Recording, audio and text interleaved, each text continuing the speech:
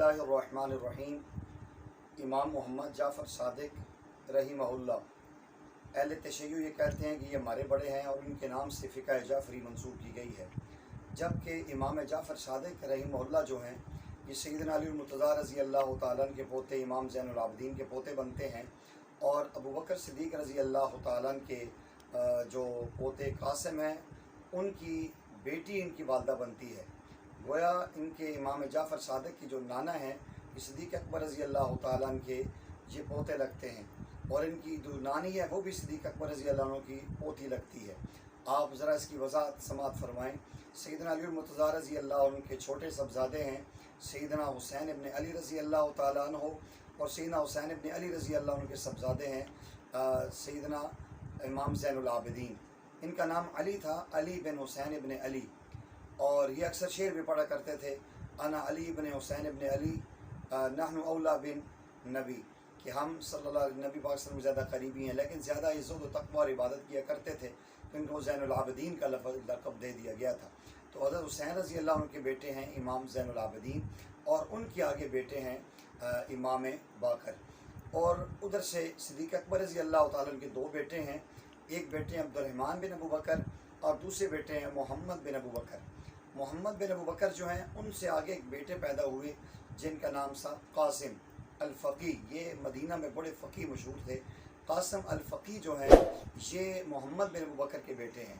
और उधर से अब्दुर्रहमान बिन अबू बकर की एक साहबज़ादी हैं जिनका नाम है अस्मा बिन्त अब्दुर्रहमान बिन अबू बकर। एक अम्मा आयशा की बहन अस्मा थी, ये अस्मा जो हैं ये अम्मा आयशा सिद्दीक़ा रज़ी अल्लाह अन्हा की भतीजी लगती हैं। तो आपके बेटे अब्दुर्रहमान बिन अबू बकर की बेटी हैं अस्मा। उधर से मोहम्मद बिन अबू बकर के जो बेटे कासिम थे उनका ये अस्मा बिन्त अब्दुर्रहमान की बेटी के साथ इनका निकाह हुआ। और इनके निकाह के बाद जो अस्मा थी, अस्मा से निकाह हुआ तो मोहम्मद बिन अबू बकर के बेटे कासिम और अब्दुर्रहमान बिन अबू बकर की बेटी अस्मा के निकाह के बाद इनसे एक बच्ची पैदा हुई जिन्हें उम्मे फरवा कहा जाता है।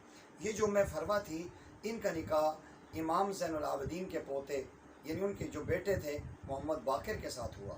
मोहम्मद बाक़िर जो बेटे हैं इमाम ज़ैनुल आबिदीन के, जो बेटे हैं हज़रत हुसैन के, जो बेटे हैं अली मुर्तज़ा के, मोहम्मद बाक़िर के साथ इनको उम्मे फरवा का निकाह हुआ।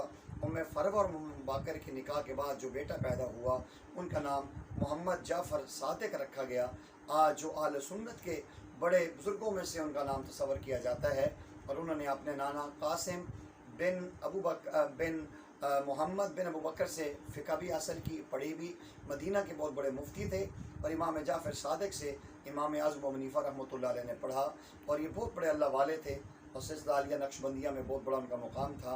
तो ये बात इस रिश्ते से ही साबित हुई कि इमाम जाफ़र सादिक रहमतुल्लाह अलैह जहाँ एक तरफ से अली मुर्तज़ा रज़ी अल्लाह अन्हु के पोते के आगे जाके बेटे बन रहे हैं, इमाम ज़ैनुल आबिदीन के आगे पोते हैं, इधर से अबू बकर सिद्दीक़ रज़ी अल्लाह तआला अन्हु के जो बेटे कासिम हैं आगे से उनकी बेटी के ये आगे बेटे बनते हैं। तो ये दोनों ख़ानदान आपस में जुड़े हुए हैं।